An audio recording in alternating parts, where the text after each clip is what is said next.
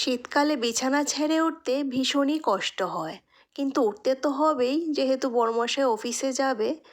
তবে ছেলে আজকে স্কুলে যাবে না, তা না হলে আরও আধা ঘন্টা আগে ঘুম থেকে উঠতে হতো। যাই হোক, কিচেনে এসে ব্রেকফাস্ট লাঞ্চ দুটোই একসাথে প্রিপারেশন করছি। আজকে আলু আর পেঁয়াজকলির সবজিটা একটু অন্যরকমভাবে করব। সবসময় তো ভাজাই করি, তাই আজকে আলু আর পেঁয়াজকলির সাথে অল্প একটু মসুর ডালও দিয়েছি।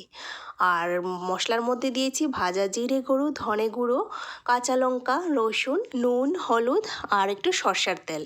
সব কিছু একসঙ্গে দিয়ে ভালো করে মেখে পরিমাণ মতো একটু জল দিয়ে দিয়েছি, যাতে ভালো করে সেদ্ধ হয়ে যায় আর একটু মাখো মাখো ভাবও হয়ে থাকে।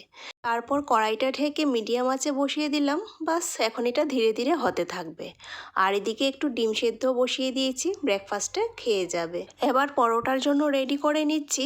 ধনে পাতা, পেঁয়াজ কুচি, কাঁচা লঙ্কা দিয়ে আজকে পরোটাটা করব।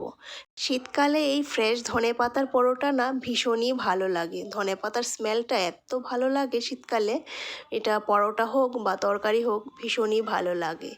তো এটা মেখে একটু রেস্টে রেখে দিলাম। আর এদিকে দেখো সবজিটাও কিন্তু হয়ে গেছে, তো এখনই নামিয়ে নেব।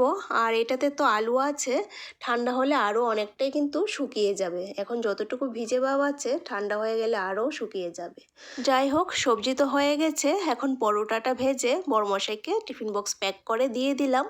এখন ও বেরিয়ে যাচ্ছে।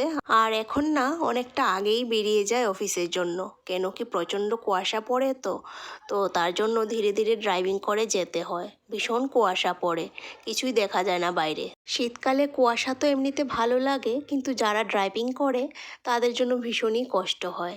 তো যাই হোক, ও চলে যাওয়ার পর আমার নিজের জন্য ব্রেকফাস্ট নিয়ে নিচ্ছি। ওই পেঁয়াজকলি আলু সবজি আর সাথে নিয়ে নিচ্ছি ডিম সিদ্ধ। ডিম সিদ্ধটা একটু কাঁচা লঙ্কা, পেঁয়াজ, নুন, তেল দিয়ে মেখে নিয়েছি। এইভাবে ডিম সিদ্ধ খেতে না ভীষণ ভালো লাগে। আর সাথে নিয়ে নিলাম 1 কাপ চা। তো বসে বসে একটু টিভি দেখতে দেখতে আরাম করে একটু ব্রেকফাস্ট সেরে নিলাম। তারপর দুপুরের যেই রান্নাটা বাকি ছিল সেটা সেরে কিচেন ক্লিন করে চলে এসেছি ডাস্টিং করতে। আজকে 2 দিন পর ড্রয়িং রুমটা ক্লিন করছি। এখন ঠান্ডা বলে ঘরের দরজা জানালা তো বেশিরভাগই বন্ধ থাকে, তাই ঘরের ভিতরে কিন্তু এত একটা ধুলো পড়ে না। তাই আজকাল ডেইলি আর ক্লিন করি না।